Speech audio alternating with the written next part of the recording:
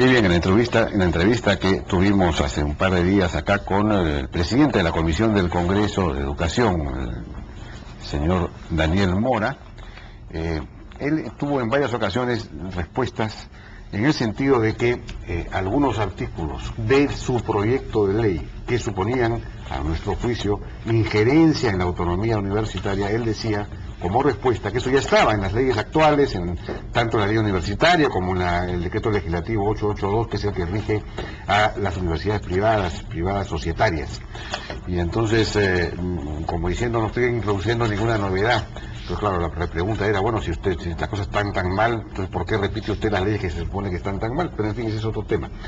Estamos con José Destre, que es presidente de la Federación Institucional Instituciones Privadas de Educación Superior del Perú, FIPES, y con Jorge Treyes, que ha sido ministro de Educación y luego presidente de la Comisión del Congreso de Educación en la época en que se dio el decreto legislativo 882 y revisó este decreto legislativo, y lo conoce entonces casi de memoria. Buenas noches, ¿cómo están? ¿Cómo les va? ¿Qué tal? Bueno, yo quisiera comenzar directamente con algunas de las respuestas que nos dio Daniel Mora para ver si es verdad o no lo que nos decía. A ver, ¿podemos poner el primer segmento, por favor? El decreto legislativo 882, que salió el 97, artículo 8. El Ministerio de Educación supervisa el funcionamiento y la calidad de la educación en todas las instituciones educativas. Para los efectos de registro, acreditación, autorización y supervisión que realiza el Ministerio de Educación, podrá contar con el concurso de entidades especializadas. Solo el Ministerio de Educación autoriza el cierre o clausura de las instituciones educativas dentro del ámbito de su competencia. No. Eso es una media verdad y quita lo más importante, ¿no? Porque dice en el decreto legislativo 882, dice, el Ministerio de Educación supervisa efectivamente las instituciones educativas en el ámbito de su competencia, y la universidad no está en el ámbito de su competencia. Incluso dice además que dentro del marco de la libertad de enseñanza pedagógica y de organización que establece la Constitución. O sea, eso para los colegios además tienen esa libertad, pero no ve el decreto legislativo 882 a la universidad. O sea, en ese tiempo la Constitución estaba recién dada y todos entendíamos que la acción universitaria estaba separada de la educación básica, ¿no? Entonces, el Ministerio de Educación tenía como competencia a la educación básica y los institutos superiores. Y se crea ahí el CONAFU, que es quien tiene bajo su competencia la universidad. Por eso cuando el general Mora se come, porque mira, de esto un poco cansado, el pobre, dice, el Ministerio de Educación supervisa el funcionamiento y la calidad de la educación de todas las instituciones educativas en el ámbito de su competencia. Claro. Y por definición, en ese tiempo y hasta ahora, la competencia del Ministerio de Educación no es la universidad. Entonces, claramente, el 882 no pretende, ¿no es cierto?, que el Ministerio de Educación supervise, no la ha supervisado. Claro, o sea que no he entendido bien. Es clarísimo que él suprime esa frase del ámbito de su competencia, ¿no? Digamos, uno de los temas medulares es que la dirección y vigilancia del sistema universitario, que está ahora en manos de la universidad, para bien o para mal, pasa al Ministerio de Educación con esta ley, con el adjetivo adscrito. Claro. O sea, se adscribe a la nueva entidad al Ministerio de Educación, se le somete.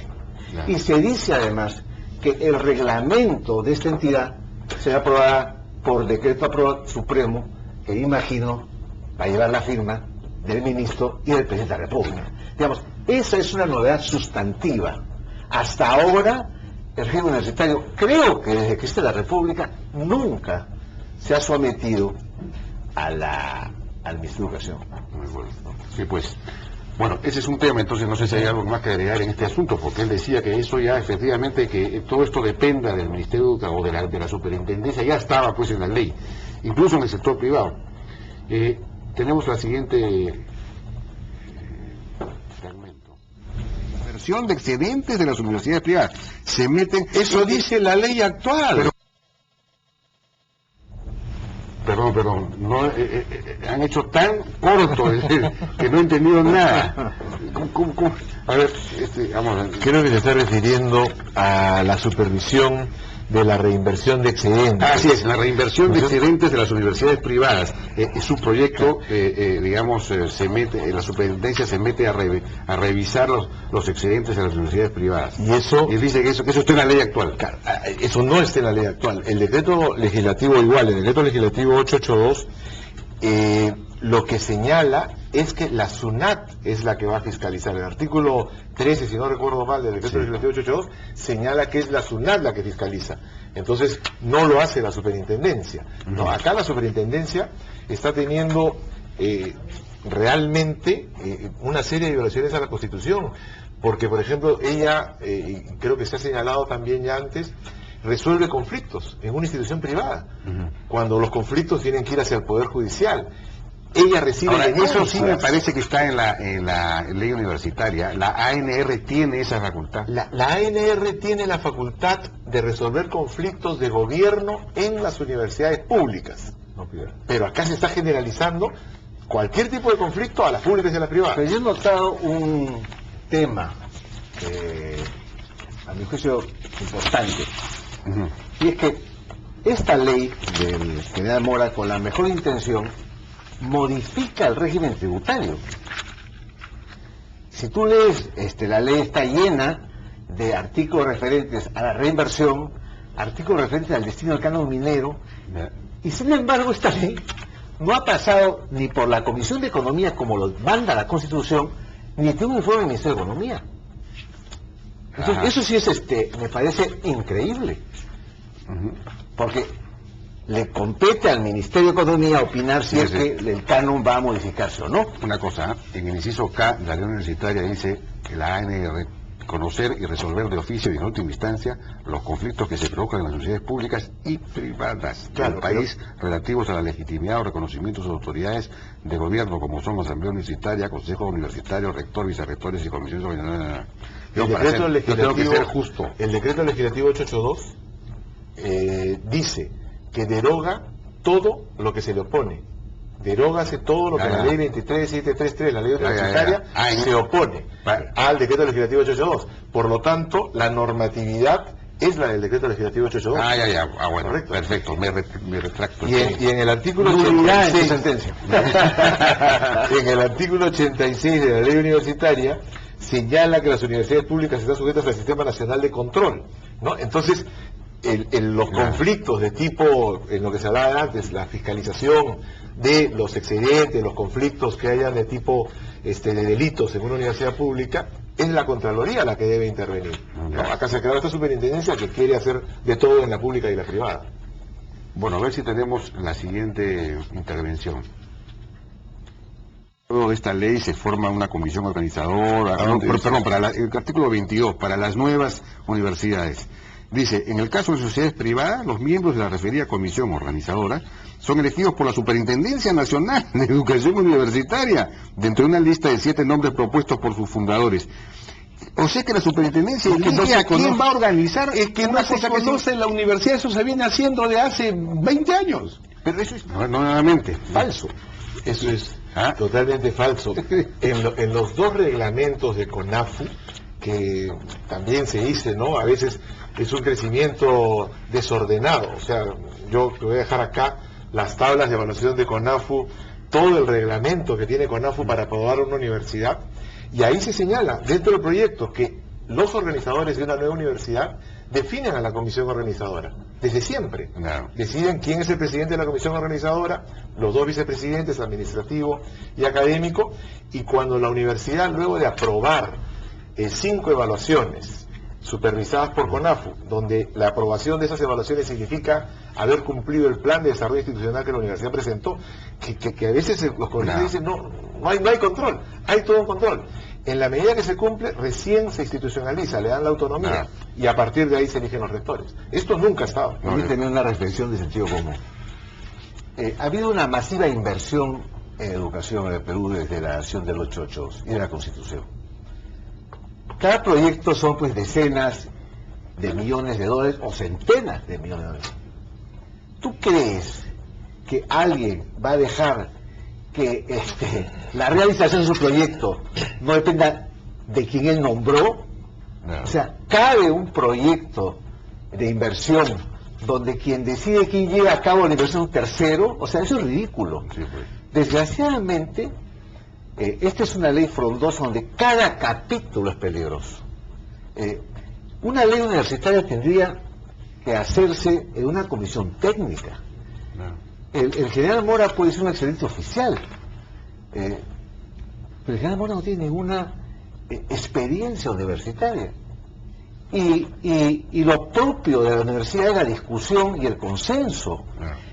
Y los universitarios reconocemos siempre que las cosas no son ni blancas ni negras, sino gris, pero el general Mora es un loco que quiere mandar, ¿no? Entonces, puede hacer un daño enorme.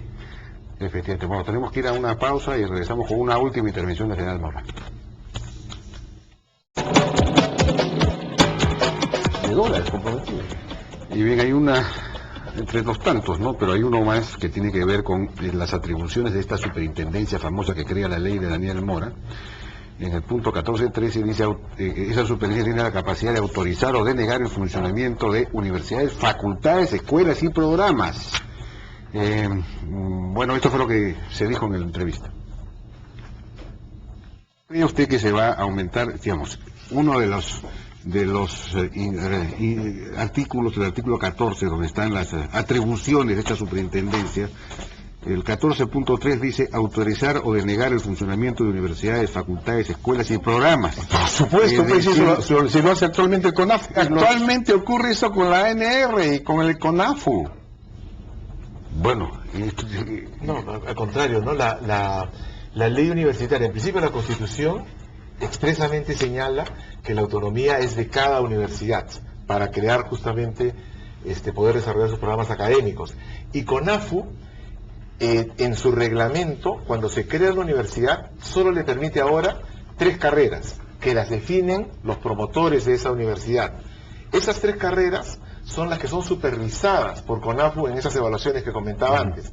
Cuando la universidad aprueba las evaluaciones, en ese momento logra la autonomía y a partir de ello ya CONAFU no tiene nada que ver con la universidad y por lo tanto se rige por la ley universitaria y la Constitución. O sea que también es una... Claro, la ley universitaria lo que dice es que la asamblea universitaria es la que aprueba los programas. Dice, la asamblea universitaria representa a la comunidad y tiene como atribuciones las siguientes: elegir, rectificar el plan, acordar la creación, fusión y supresión de facultades, escuelas, institutos y escuelas o secciones de posgrado.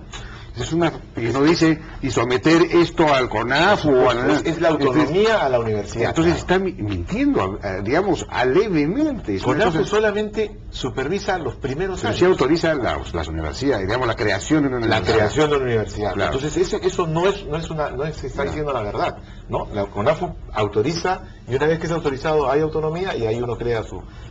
Pues tu autonomía de gestión, ¿no? No es la creación lo autoriza. Por la ley define cómo se autoriza, ¿no? Ya.